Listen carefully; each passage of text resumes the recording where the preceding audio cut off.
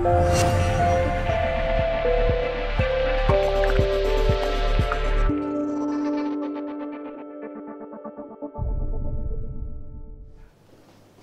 are dying. Why? According to Roger Ver, it's because of Bitcoin Core. Luckily, we have a Bitcoin Core developer here in this room, so you can ask him why is he killing babies. I like it.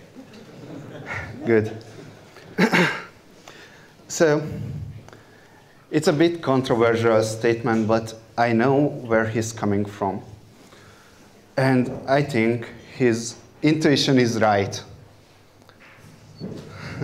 But I disagree with his conclusion. So let's just specify it because it's just a controversial statement, right? Babies are not dying in the Netherlands, but babies are dying in Venezuela. And let's get to the bottom of it. Why are babies dying in Venezuela? It's because their parents cannot buy food and medicine for them. Why cannot they buy food and medicine? It's because, not because they cannot afford it, it's because they don't even have it in the store in the first place. So why don't they have it in the store in the first place? It's because they mismanage their economy. And what's the worst way you can mismanage an economy? Is to, yes, messing with the money supply because of centralization. So this is one example of something that had far-reaching consequences. In this case, babies are dying. Let's get back to this later. I have to be very careful not to spoil the bottom line. Let's get back to this later and let's talk about books. One book. Does anyone know which book has seen the second? Well, let's start with the first. Which book has seen the most editions since the invention of the printing press? The Bible. The Bible. Okay, you're good. How about the second? Atlas Shrugged. Atlas Shrugged. Atlas Shrugged from Ayn Rand. No, but that's not. Sorry? Lord of the Rings. Lord of the Rings. No, we are talking about editions now, right? Well, it could be every book that's published on GitHub, Mastering Bitcoin, but no.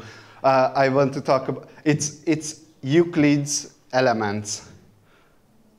Do you know what was the marketing strategy of Euclid's Elements? You have 5 axioms, and from that 5 axioms, you only have to remember this, and you can deduct the rest of the 600 pages of the books by yourself. So, but what happens if you change one of the axioms?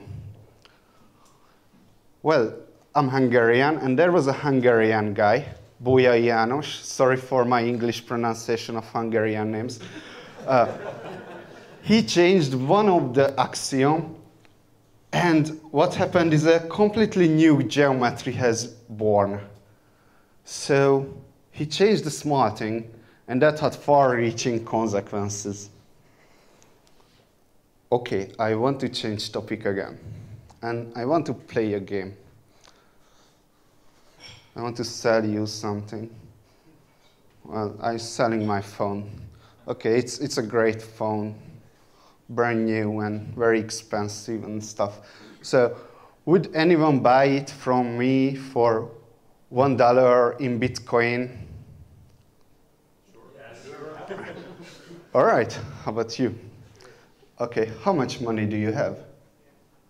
Do not answer that question.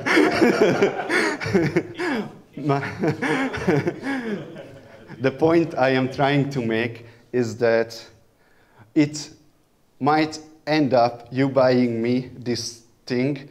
It might end up you are exposing all your financial history for me. If I'm motivated enough, if you are all in Bitcoin, all these conditions, but in the future, when Bitcoin takes over the world, might end up being a huge problem.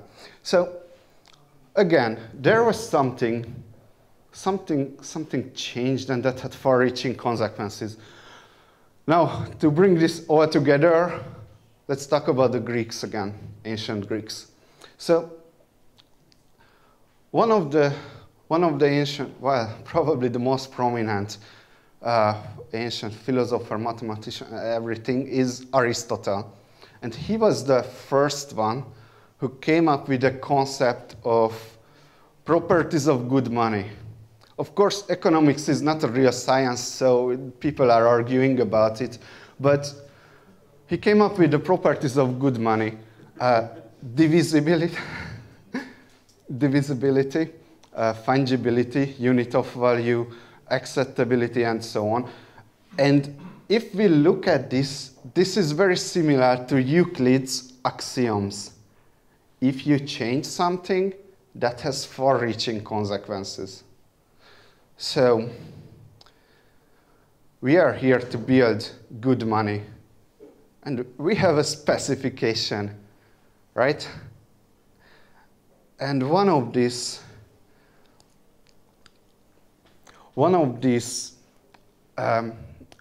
axiom-ish thing is fungibility.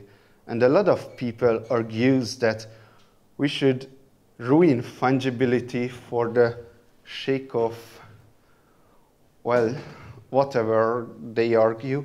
But the point is that we have a specification. We know that if fungibility, privacy, anonymity, if we ruin this thing, then we are building a worse money than our competitors. So very similarly to what Roger Ver is arguing for is the baby killing stuff, is that what he says is that Bitcoin Core is trying to ruin the portability, that how well you are transferring and how fast you are transferring the money and how cheap it is, the portability property. And he would like to introduce centralization into the system in order to get better portability and acceptability.